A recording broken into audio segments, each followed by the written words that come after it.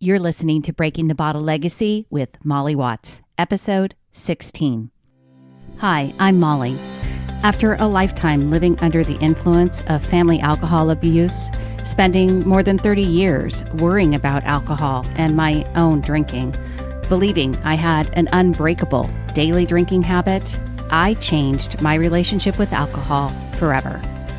If you want to change your drinking habits, then Breaking the Bottle Legacy is for you. My goal is to help you create a peaceful relationship with alcohol, past, present, and future. Each week, I'll focus on real science and using your own brain to change your relationship with alcohol. Nothing has gone wrong. You're not broken. You're not sick. It's not your genes. And creating peace is possible. I'm here to help you do it. Let's start now. Well, hello and welcome back to Breaking the Bottle Legacy with me, your host, Molly Watts. Coming to you from, well, let's say it's a pretty dark day here in Oregon. It's very early this morning, and from what it looks like, it's going to be raining. But hey, it's March, it's Oregon. We kind of have to expect it, right? Today on the podcast, I am thrilled to be speaking to Mary Hickey Reid. Mary is the Executive Director of Moderation Management and the author of Neighbor Carrie May's Handbook to Happily Drinking Less or Not Drinking at All, quite happily, with the help of online recovery community. And Mary is a wonderful example of one of the people who work for Moderation Management. Moderation Management is a completely volunteer-run organization with advisory oversight by some great professionals, researchers, doctors, and really they are dedicated to helping people change their drinking habits and to go about it in a way that is self-help guided and directed and really underscores the idea of moderation. Obviously, hence the name, Moderation Management, right? I was looking forward to speaking to Mary for a long time, and I'm really excited to be able to share more about what Moderation Management is, how she came to be a partner with them, and really just want to get the word out about Moderation Management as an opportunity to help people change their drinking habits. I came to MM because of Dryuary. And you've heard me talk about that on the podcast before. Dryuary.org is actually a website and a launch site that Moderation Management hosts. And so their goal is to get more people involved in Dryuary and then get them involved in Moderation Management. And hey, it worked, right? That's what happened for me. So at any rate, this is a wonderful conversation, and I hope you enjoy hearing from her as well. Here's my conversation with Mary Hickey Reid. Hi, Mary. Thanks so much for joining me. I'm so happy to finally get this on the schedule, get it recorded, and share more about Moderation Management with folks. So thanks so much for taking the time. Hi, Molly. Thanks for having me. I'm glad to be here. Are you really glad? Because you don't sound glad, Mary. You sound kind of like I drug you through, I don't know, to get you on the. So you're a reluctant interviewee is, I guess, the best way of putting it. Is that true? I guess, you should have just snuck up on me and I recorded our usual conversations. Right. Yeah. Well, I am super glad to have you here, and I appreciate you taking the time. And I'm just thrilled to be able to talk to you and have us talk more about Moderation Management, which kind of seems funny because Moderation Management is not new. No. It's been around for 20 plus, quite a long time. It's probably going on almost 30 years now. Yeah. In the introduction, I told everybody who you are, but tell me in terms of your relationship to Moderation Management now, but tell me about your journey with alcohol and how you came to be the Executive Director of Moderation Management. Well, I started out like lots of us, I was the gawky, awkward, introverted teenager and had my first drink at 14. And I was one of those that, after that first drink, I was just waiting for the next drink. So high school, weekends were spent kind of in a blur of parties and drunkenness. Got married early, kind of straightened up, only drank on weekends occasionally, but always drank heavily on those weekends. And so by my late 20s or early 30s, I knew I had a drinking problem. And about that time, you started seeing, I remember seeing Audrey, who was the founder of Moderation Management, on the talk shows. And she was talking about this new program called Moderation Management, where you didn't have to quit drinking completely. And I thought, wow, that's the thing for me, because I didn't want to quit. Didn't think I could quit with my the people that surrounded me. So I went out, and I lived in a small town in Kansas, and I went out and ordered her book at the library and got it and read it. And the problem was, at that time, the internet wasn't really up and going yet. Yeah. And so we didn't have online support. I was in a small town in Kansas. There were no face-to-face meetings. So shelved that book for about 20 more years till I was 47. And my drinking problem had grown to where I was basically drinking around the clock all day, every day. I had kind of retired in my mid-30s to go live on a sailboat. There was no structure in my life. We were getting up and drinking in the mornings and drinking during the day. And I was starting to feel the physical effects with waking up every night with palpitations, getting up to drink to stop those palpitations. So I thought, I've got to do something about it now. So I jumped on online, and I jumped on one of the popular 12-step programs. At that time, I knew my biggest obstacle, I knew I probably needed to quit, but my biggest obstacle was going to meetings. I wasn't in a place physically or emotionally where I could get to meetings, and I still hate meetings. So I joined on this group, and the first thing I said, here's my problem, here's what I'm doing. And they said, you have to attend a meeting. And I clicked out of there, and I clicked on another abstinence-based group, Smart Recovery. They had a lot of great worksheets and a lot of great support, but still I wasn't ready for abstinence. So I clicked on, I thought, well, I wonder if Moderation Management is online now. And I clicked on there, and I was home. Nobody told me you have to do this first, you have to do this first, and then you need to do this. They just said, we're glad you're here. So that's where I've been for almost 12 years now, I think. Wow. So, but I know from speaking with you, eventually you did enter a period of abstinence. So you Right. did that through Moderation Management. I did. And one thing that kept me from joining Moderation Management for quite a while was the 30-day abstinence period that they recommend. Right. At the time, I didn't know much about MM. I thought somebody was going to come knock on my door and make sure I wasn't drinking. But I finally joined, but I just knew I couldn't do 30 days without drinking. So I finally decided to join with the intention of never doing a 30. Right. I was going to just kind of go under the wire. If nobody asked me, I wasn't going to tell them. I was there about a month, and by then I probably had gotten a few abstinent days in. And it's amazing how things change in a month. And someone asked me to buddy up with them on a 30, and I thought, oh crap! But I did it, and I didn't make it. I made it to past 20 days, though, which was amazing. So I didn't make it, and I thought, well, I'm ready to moderate again. So I went out for about 10 days or 2 weeks and tried moderation, and then went right back to my old drinking habits.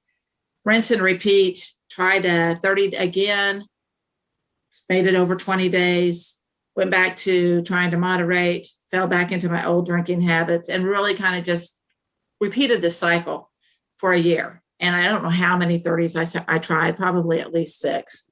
But at the end of the year, I'd kept a calendar that said M for moderation on the days that I moderated, D for drunk on the days I didn't moderate, and A for the days I abstained. So I counted up all those days. I was feeling like a total failure. I couldn't get the 30 in. I couldn't moderate. I counted up the days, and I found out that I had actually been abstinent over 66% of the year. Wow. It was, yeah, I know, because all you focused on was all I was focusing on was all my failures. That's why I really recommend that people keep track, even if it's just as simple as writing down, like I did on a calendar. So at that point, I actually joined Women for Sobriety, and someone said, I still had no plan to abstinent. And somebody said to me, I am so tired of hearing about your day ones. And it kind of made me mad. And I thought, you know what, I'm just going to abstain for the foreseeable future. And I did. I chose abstinence at that point. I made it about 60 some days, and I drank again. But when I took that first drink, I knew I was going to go back to abstinence. And so I did. And I remained, I never said forever. I never said I was going to drink again, but I wasn't going to say I was never going to drink again. Right. So that lasted for about 7.5 years. And then we started doing what we call the moderation months at MM, and they turned into the Kickstart program that we have now. And I was teaching these people tools and everything. And I'd been a member of MM the whole time, and I stayed active in the moderate community along with the MM Absters, which is our abstinence-based community. And at that time, people have asked me, said, why did you decide then? And I guess it's because I finally felt like maybe I could do it. Mm-hmm. So that was about 1.5 years ago. And I decided to explore moderation again. But in the meantime, I had become involved in MM's administration. And if anything shows that MM is supportive of whatever your choices are, they chose me or they asked me to become the executive director when I was abstaining and had been abstaining for quite a while. Yeah. I love your story because I often have people ask, people kind of ask this question, and I know you've heard it. I mean, it's one of those questions that people ask is moderation possible? People often come into the group, to the Facebook group, come around, and they want to know, like they want to know, like, is it possible?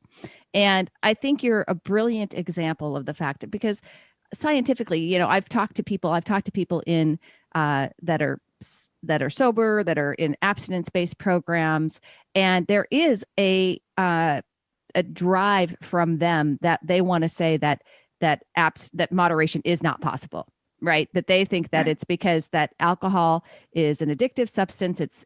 Anybody that drinks has the potential to become addicted to it, and so therefore moderation isn't possible. And I'm always like, well, actually, if you look at the people, there are examples. There are examples in moderation management. There are examples in HAMS, harm reduction group, of people that are very successfully moderating alcohol. Now, what I also say, and I say this on the show, on the podcast all the time, is that doesn't mean that it's possible for everyone, right? So, but what I love about moderation management, and I think is so key and something that really aligns with what I talk about all the time, is that you are in the driver's seat. You have control. You have the power to change your relationship with alcohol, and nowhere else. It is your decision. It is your choice. It is your, everything that you do and want to do regarding your relationship with alcohol is possible. But that may mean ultimately, once you get clear on your own, what's happening for you and how alcohol is impacting for you, it may mean that abstinence is the best choice for you. Mm-hmm. But still, I think at the end of the day, I want people to feel empowered that they're the ones that are going to ultimately make that decision for themselves. Right.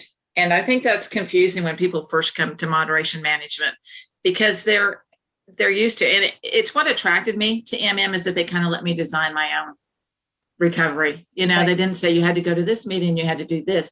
But also there were times, because when we're in the midst of heavy drinking, we do want somebody to take control. Right. We want somebody to tell us what to do, because we've tried everything on our own. Mm-hmm. And so I like to think of MMs like we're a community of construction workers. We're all busy building our own moderate houses and lives, where we're making repairs or we're adding on rooms, but we're working side by side. And if somebody needs us to help them, we grab up our tool bags and we go over there. We're not going to tell them what kind of house they need to build or what they need in their house. Mm-hmm. But we're going to tell them what worked for us and the mistakes that we made and how we fixed those mistakes. And we learn from each other in that way. I always like when we hear that, usually it's people that have joined abstinence-based programs, and I'm not going to bash any abstinence-based program. They've saved a lot of lives. And I chose abstinence for a long period. They usually say, well, yeah, I tried moderation for years and it never worked. But I always want to ask them, well, did you try moderation with the support of a community? Yeah. And how many times did you try to quit on your own without the support of a community? And how did that work for you?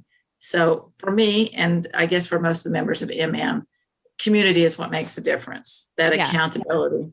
100%. I just did a podcast on what I call my intuitive drinking toolbox. And it was kind of what helped me change my relationship with alcohol. And my number 4 tool is community and finding your tribe, because I do not think that it is something that without it, and that goes for really any habit, in my opinion, that doesn't serve you, that you're trying to change. You need to be around people who are like-minded and who are wanting to create change in their lives and commit. And for me, changing my relationship with alcohol was the most important thing I needed to do.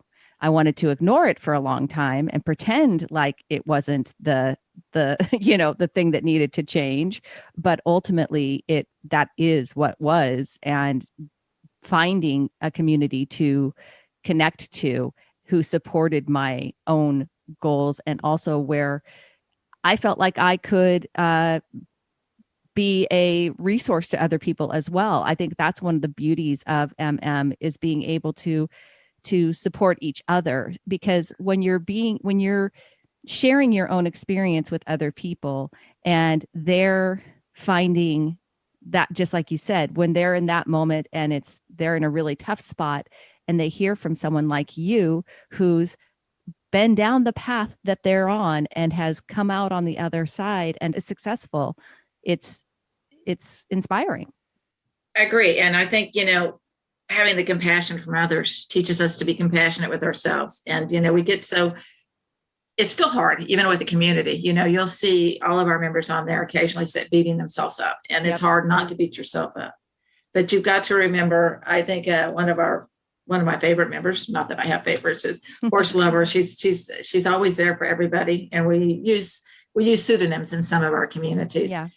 But she wrote an article that, that's how she learned to be compassionate. She thought, how can I be kind to these other people that are making the same mistakes I am, but then be so harsh to myself?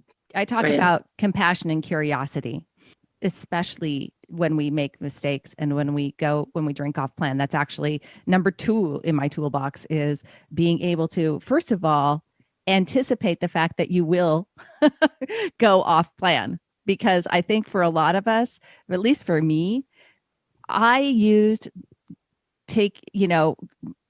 my mistakes and my bad choices to previous to me changing my relationship with alcohol. I used to use those as reasons, as examples of how I could just never change, right? I would look at it and go, oh, well, see, there you go again.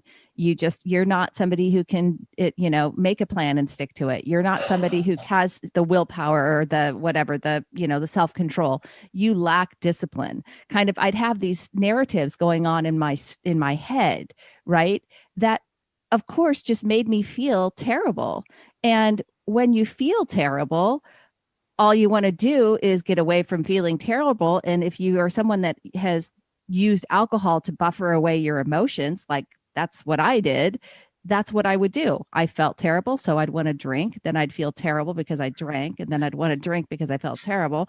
It's a never-ending circle unless you decide to understand ahead of time that you're going to make mistakes. And when you make mistakes, that you're going to be compassionate and curious with yourself. You're going to take it not as a reason to stop trying, but as just a lesson to be learned. I agree. I tell myself all the time, I'm not a disciplined person, because I'm not an exerciser. I don't do any of that. And so, abstinence, it had been so long since I chose abstinence, it had become my routine. So I guess it didn't take discipline anymore. So then when I went back to moderation, it's like, can I do this? Because I'm not a disciplined person.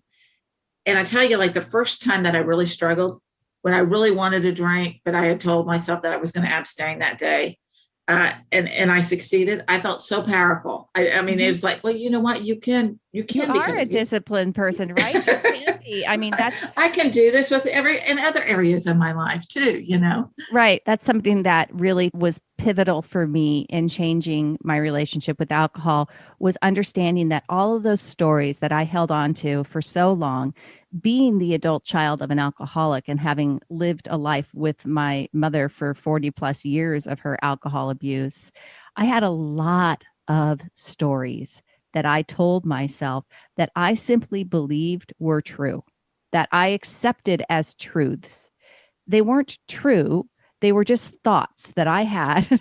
And it was that ability and understanding that the way I thought about things created how I felt about things, which led me to the actions that I was taking. And the only way that I could change my future was to think about something else, was to think differently so that I would feel differently, so that I would take better actions. And really, it's, that future focus. We don't know. We can't change our past. We can't do anything about it. The only way the past exists now is in what we think about it, right? So I can tell myself horrible stories, or I can choose stories that help me and thoughts that help me feel better, that make me want to take better actions moving forward and to become someone who is disciplined, or who is, who can moderate successfully, who doesn't use, and it's, for me, this was really my intention. Like I said, I wanted to find peace, because alcohol had been such a a cause of so much unrest in my life, from my relationship with my mother to then my own dysfunctional daily drinking habit. I wasn't I've never been a big binge drinker. Haven't had never used alcohol in massive ways, but used it consistently and regularly and in a very unhealthy way on a daily basis for 30 plus years, and I like you, I never believed that I could take a 30-day, that I would ever get to a point where could be 30 days abstinent. Like, I mean, that thought to me was just crazy. And Dryuary this year was my first full 30 days in the last 30 plus years, since I was pregnant, not 30, 20, I guess, because I was pregnant sometime along back there. So, I did manage abstinence periods when I was pregnant. But other than that, no. So I digress. So let's talk a little bit about the fundamentals of moderation. So moderation management specifically.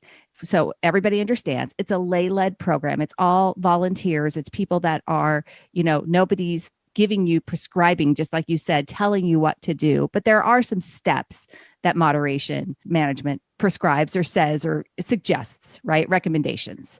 Talk to me a little bit about those, the steps of change. Okay. Yeah, it's been a while since I read them. So I know. I should have brushed up on this. It actually, our steps of change used to start out, and we've grown from this, or we've evolved from this. That one of the first things that told you to do was to prepare for a 30-day, right, like you said. Right. And that kept me from joining for a long time. And I never want that 30-day to keep anybody else from waiting to join Right. So, but during that 30-day, you were supposed to take a real account of your life, a cost and risk benefit analysis. What are you expecting from What are the problems that drinking has caused you? And that kind of thing. Right. Just like almost every recovery program out there asks you to do that.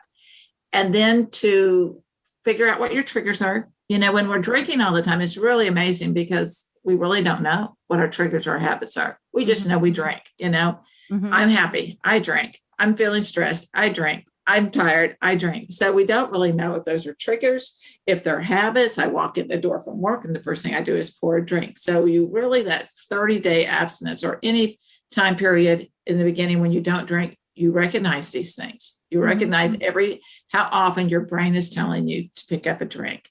So that's one of the important things to do, is to start recognizing those things and to come up with other strategies and to develop, actually to really kind of grow up. For me, when I started drinking when I was 14, I never really developed any of these other coping strategies. So you do that. And that's supposed to help you later on to maintain moderation. And then during that 30 days, you also develop a plan. Planning is important in moderation. And I'm going to tell you, I just answered some questions from a journalist. And she said, what is the one thing you would tell people about moderation and that they don't know? And that moderation isn't the easier choice.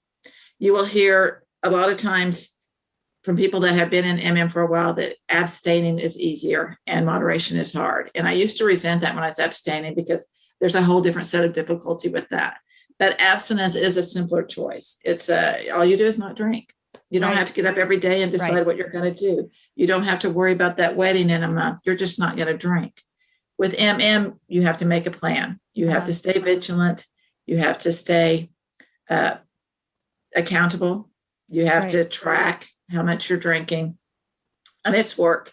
So during that 30-day break or at the very beginning of you start thinking about, what is my plan? What do I want to bring me? What do I want moderation to give my life? How am I going to implement? How am I going to get to that point to where I want to be drinking? Because most of us start join way before we're anywhere close to the guidelines that recommends. And again, the guidelines are just tools that we give. That's an amount of alcohol that we feel will not interfere too much with your life. You should still be able to live a happy life following MM's guidelines. We're never going to say that drinking is healthy for you. The only healthy level of drinking is 0.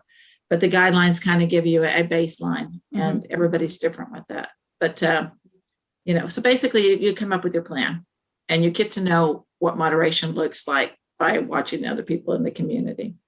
So I want to come back to something you said. So you said, used to resent that people said that abstinence was harder than moderation, or the other way around, either way. And something you said is abstinence is simpler, right?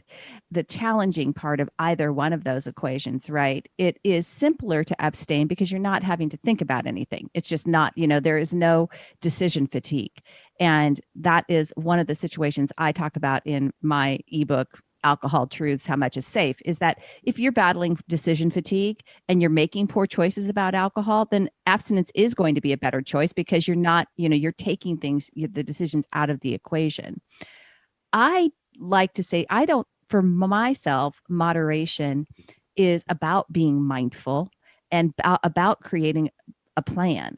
And I don't think in and of itself, creating a plan is challenging. And I think that people need to get it into their mindset that you're taking the decision to drink out of your primitive, impulsive, habitual, reward center brain, right? And moving it squarely into your prefrontal cortex, into your logical, future-focused adult brain that has your true intentions, your best intentions at its core, right? It's really where it's the only spot where we human beings separate ourselves from the animals. We are able to actually look into the future and be future focused, which is not something that our mammal cohorts can do.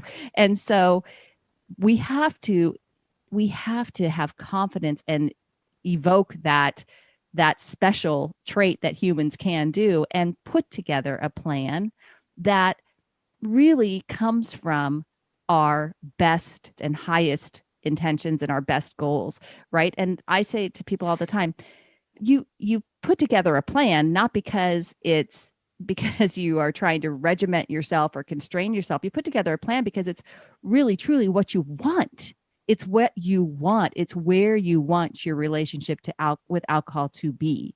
And that's, for me, doesn't feel hard. It feels empowering. It feels, I'm like, I do this because this makes me feel healthy, knows that it aligns with my long-term goals. I've taken into account the science of alcohol. I understand the trade, just like you said, doing a risk rewards analysis is important. Understanding the trade-offs, both for physical health, for social health, for mental health, for financial health, all of those things, you should take those things into consideration when you're deciding what you want your relationship with alcohol to be. And moderation, this is the one thing that I, for me, moderation, I just use this term and I'm now loving it. I've become an alcohol minimalist. And what that means for me personally is that I only want to drink alcohol when it's truly going to enhance a situation. It's going to be, and I only want to drink enough so that it's really, truly, I'm getting the most benefit and the least cost, risk, reward, whatever, the least amount of bad impact. And it has been a work in progress for me.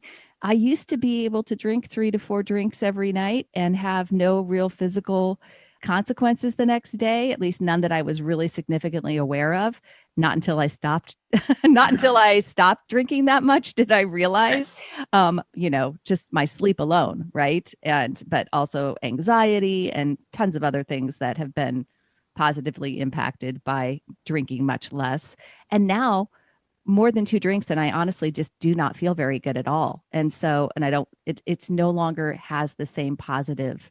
I don't see a benefit for it.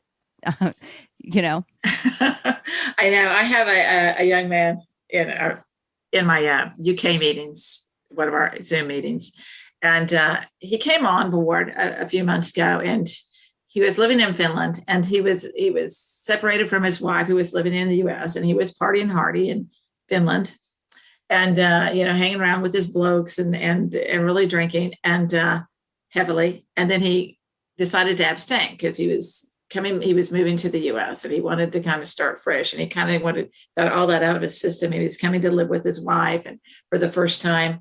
So he abstained for, I think, a month or two. And now he's back to moderate drinking, and he's doing very well. But he's like, I'm not feeling anything, and you can almost hear the disappointment in his voice. And I think that's one thing that people that don't know about moderation have a hard time grasping. They think they're still going to get that, everything that drinking excessively gave them, but they're just not going to have the problems. But you don't get that. Well, like no, you said, you can have 2 drinks. If you're truly moderating, if you're really wanting, but what I love about it is that it's honestly where I want to be now. Right. I don't have the same, and that's what I never really anticipated. Actually, didn't anticipate. I didn't believe that there would ever come a day when I wouldn't desire to drink, when I wouldn't desire alcohol. I thought that I would be, gritting my teeth, white knuckling it through 30 days of abstinence, or any day that I was alcohol free. I imagined it to be just, torture, basically. Right. And that I never anticipated that it was possible to be on the other side of that. Right. And like you, this man, he's enjoying his life. Yeah. He's saying, yeah, I'm kind of disappointed that I'm not feeling, after 2 months of abstinence, I'm not feeling any effects from alcohol, but he doesn't want to change that either. And, and it is a evolution, I guess, or a surprise when we actually find our members, and you won't believe this when you first join MM, that they start looking forward to their abstinent days. Yeah. And it's true. And I love that. I'm so excited to share this with the listeners because moderation management so clearly aligns with everything that I talk about in developing this peaceful relationship with alcohol. The plan, the reviewing your plan, knowing your triggers, being able to set yourself up for success, all of those kind of things are so important to me in what has been my journey for somebody that's just considering changing their relationship with alcohol. If they are coming to moderation, tell me how the best ways for them to get involved with moderation management. I think the best thing to do is to go to our website, look over the resources, moderation.org, how to get started, and then go check out our communities and find one that works for you. As you and I have spoken, communities were what made the difference for both of us, or for me anyway. And for me too. You to somewhat level. And that's where you're going to learn the most, is in our community. And then you're going to be encouraged not to look at the big picture. Don't look at those guidelines and say, I'm going to be there in a week, but to find a step that's going to be successful for you. That's what I push more than anything. We hear people that say, oh, okay, I'm going to jump on that 30, or I'm going to do my first abstinence day in 30 years after I've been drinking nightly at 5 to 6 drinks a night or more, and I'm going to go abstain. Well, that may be too big a step for you. So choose a step that you feel you'll succeed at, because we've all tried all these big steps that haven't worked for us, and we're in a place of defeat, and we need to build on a place of success. So even if that's just reducing by half a drink a night, it's a start. For me, for sustainable change, it took me 2 years to get from where I was to where I am. And I, at first, was just meeting myself where I was at. Even planning ahead for the number of drinks that I was drinking and not trying to reduce that, but just making the decision ahead of time. Again, taking the decision out of my impulse brain, responding to an urge in the moment and planning ahead and sticking to that plan was just a big step. And then it took me a while to actually then just reduce that number and then reduce that number and then add in an alcohol-free day. It was a progression. And I think that the most sustainable change is if you're allowing yourself and meeting yourself where you're at and setting yourself up for those kind of successes. And I think that's where people need to learn to be patient with themselves and expect that from the beginning. Our first week in our Kickstart program, we focus on not really making any changes at first, just realizing where we are, to start tracking in itself and being honest with ourselves and not critical about where we are, because that's where we are. That there's nothing we can do about it now. We can't go back and change that, but recognizing and being aware of that it's a big step. And in that in itself usually helps people, like you said, remove that from their animal brain back here that's saying more without any thought, and putting it up front to where they actually have to think about it. Yeah. You mentioned Kickstart. So Kickstart is one of the programs of the kind of the monthly programs of moderation management. There are different. So we talked a little bit about Dryuary, which was in January, and Kickstart, which came right after in February. There'll be a Kickstart again later this year. Is that accurate? There is. There's a Kickstart probably in June. And the reason Kickstart came about, had already prided itself on not being a program. Right. It was just a community and having tools. And we still don't have a program. Basically, but like me, people came and said, tell me what to do. We need to know at least some framework here in which to start. So we just decided that every day we'd write a little post and share a tool. And that's how Kickstart grew. We do an inspirational post. We're not therapists.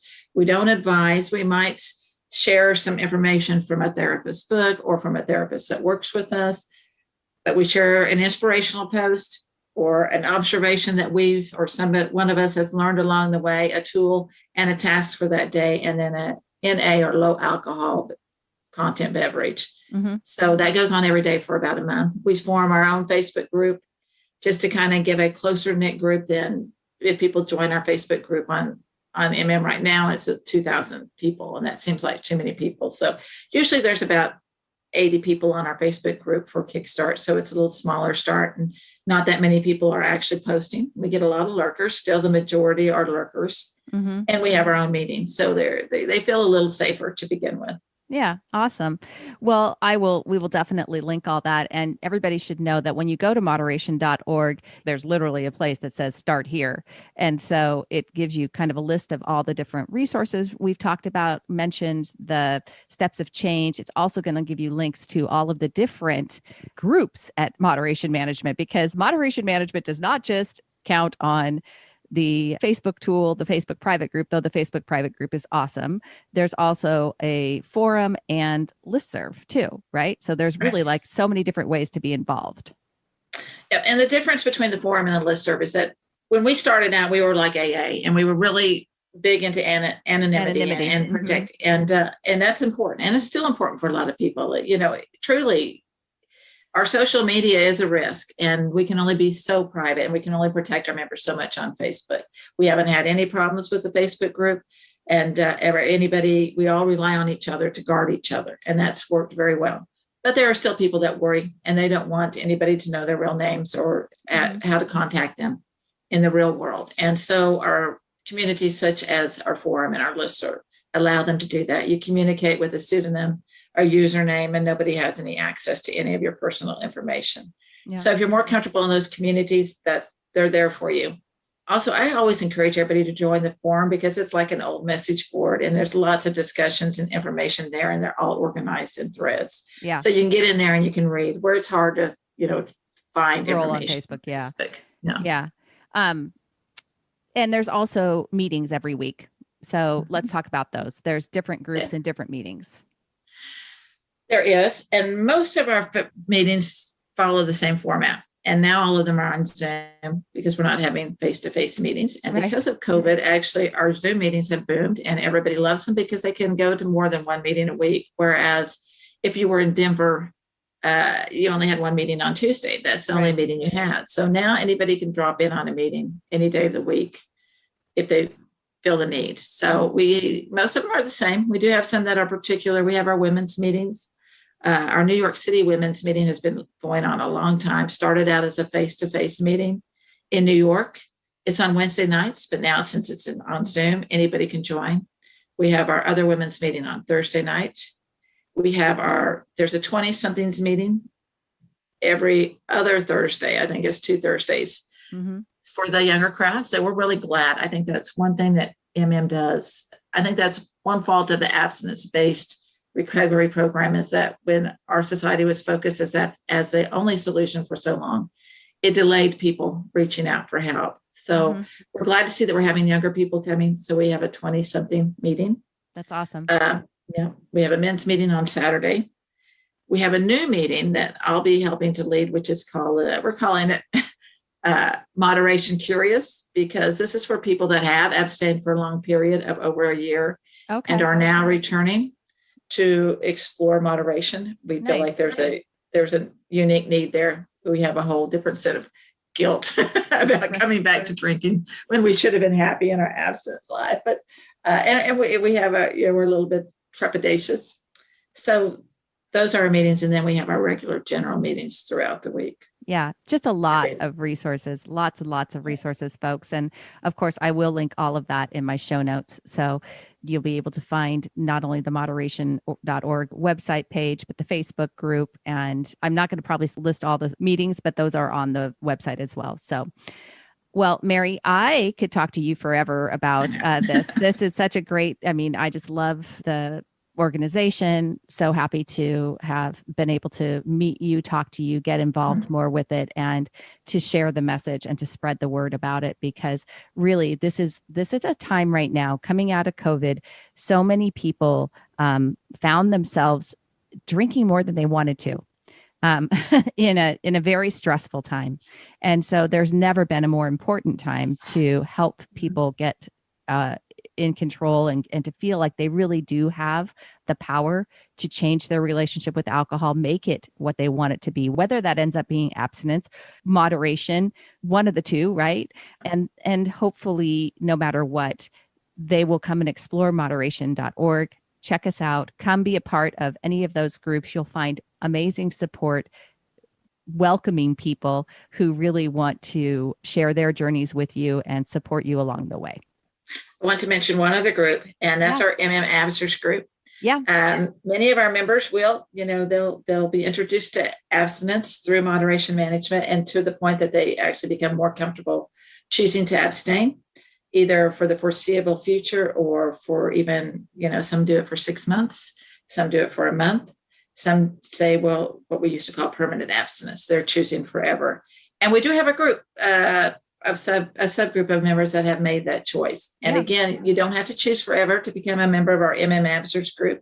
We have a listserv, and they now do have a Facebook group also. So, and you're welcome to actually go and explore other abstinence-based groups. Absters has members that are in AA, Women for Sobriety, SMART, other things that are out there. We encourage people to get out. We're not exclusive. Yeah. Find all the groups, join all the groups, get all the information that you need, and bring it back to us. Right? Exactly. Right. Well, that is awesome. And definitely, I hope people will come. I hope they will check us out. And I just appreciate you taking the time. Well, thank you. It wasn't as painful as I thought. I told you, see?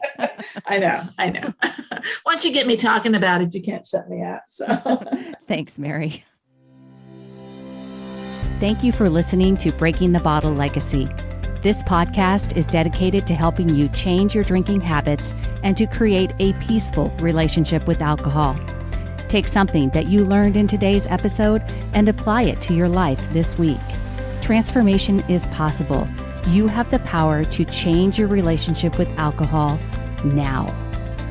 For more information, please visit me at www.mollywatts.com.